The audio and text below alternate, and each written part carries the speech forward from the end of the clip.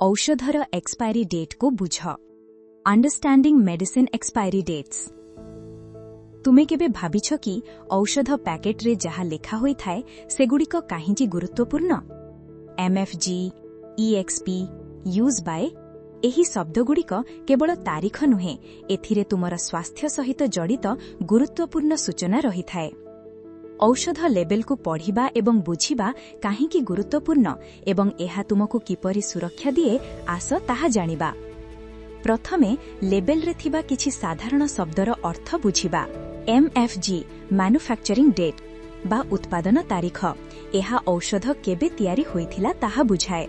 उदाहरण MFG January 2024, एहार अर्थ हेउछि औषध January 2024 रे तयारी होइथिला।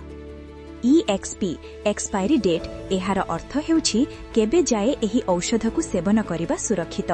एही तारीख परे औषध आउ प्रभावशाली नथाए एवं केतेक समय रे विषाक्त होई जाई पारे, जेपरिकि किछि एंटीबायोटिक्स। उदाहरण डिसेम्बर 2025, एहार अर्थ हेउछि डिसेम्बर 2025 परे एही औषध सेवन कर नाही।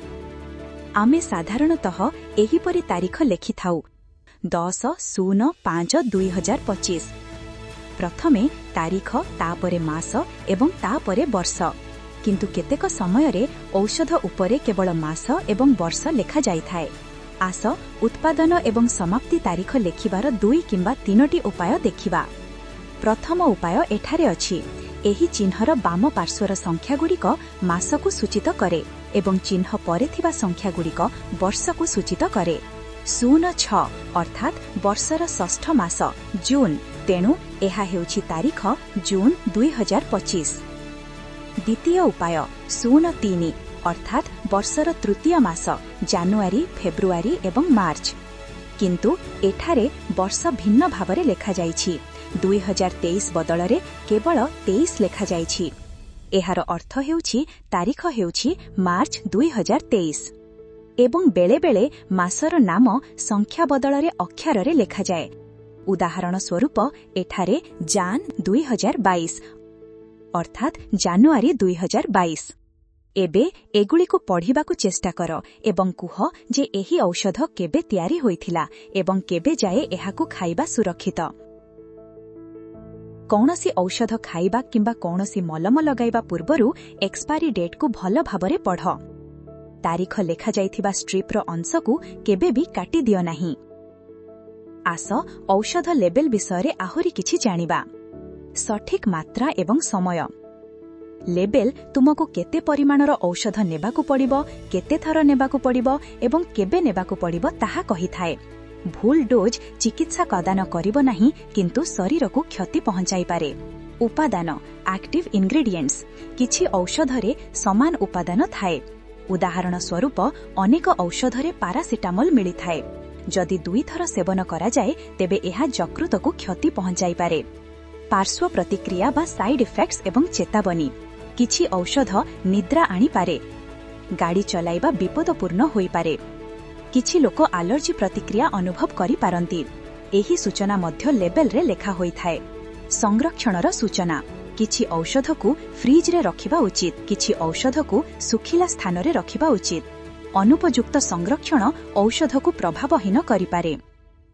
फॉर एक्सटर्नल यूज ओनली, एही औषध केवल बाह्य व्यवहार पाई, एहाकु खाइबा विपज्जनक होई पारे। एही चेतावनी अनेक मलम पैकेट रे लेखा जाई थाए। पिला एवं वयस्कंक पई औषध, वयस्क मानक पई उद्दिष्ट औषध पिला मानकु दिया जिबा उचित नुहे, एहा लेबेल रे स्पष्ट भावरे उल्लेख अछि। गर्भावस्था किंबा मद्यपान प्रति सतर्कता। गर्भावस्थारे किछि औषध निरापद होई नथाए।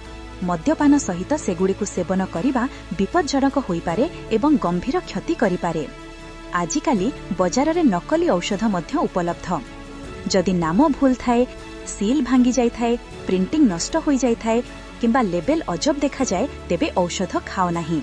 जदि तुमे पूर्वरु समान औषध खाइछ तेबे रंग, आकार, मूल्य एवं उपादान जांच करिबाकु निश्चित कर। प्रकृत औषधरे कंपानीर नाम, ठिकणा एवं बैच नंबर स्पष्ट भावरे लेखा थाए। सबुबेले निर्भरयोग्य दोकानरू औषध किण। କିଛି ଔଷଧ ଖୋଲିବା ପରେ ଶୀଘ୍ର ଖରାପ ହୋଇଯାଏ, ଯେପରିକି ସିରପ କିମ୍ବା ଡ୍ରପ୍, ତେଣୁ ସେଗୁଡ଼ିକୁ ଏକ ନିରାପଦ ସ୍ଥାନରେ ରଖ। ଘରେ ଔଷଧ ସଂରକ୍ଷଣ କରିବା ସମୟରେ ବ୍ୟବହାର କରିବା ପୂର୍ବରୁ ସେଗୁଡ଼ିକର ଏକ୍ସପାୟରି ଡେଟ୍ ଯାଞ୍ଚ କର। ନିଜର ଔଷଧ ବାକ୍ସରେ କେବଳ ସୁରକ୍ଷିତ ଔଷଧ ରଖ। ଏବେ ତୁମ ପାଇଁ ଏକ କାମ। ତୁମ ଘରେ ରଖିଥିବା ସମସ୍ତ ଔଷଧର ଲେବେଲଗୁଡ଼ିକ ପଢ଼। ଟ୍ୟାବଲେଟ୍, ସିରପ, ଡ୍ରପ୍ କିମ୍ବା ମଲମର ଉତ୍ପାଦନ ତାରିଖ ଏବଂ ଏକ୍ସପାୟରି ଡେଟ୍ ଯାଞ୍ଚ କର। ନିଜର ଔଷଧ ବାକ୍ସରେ କେବଳ ସୁରକ୍ଷିତ ଔଷଧ ରଖ। ଟିକିଏ ସତର୍କତା ତୁମକୁ ଏକ ବଡ଼ ସମସ୍ୟାରୁ ରକ୍ଷା କରିପାରିବ। ସୁସ୍ଥ ରୁହ, ସତର୍କ ରୁହ।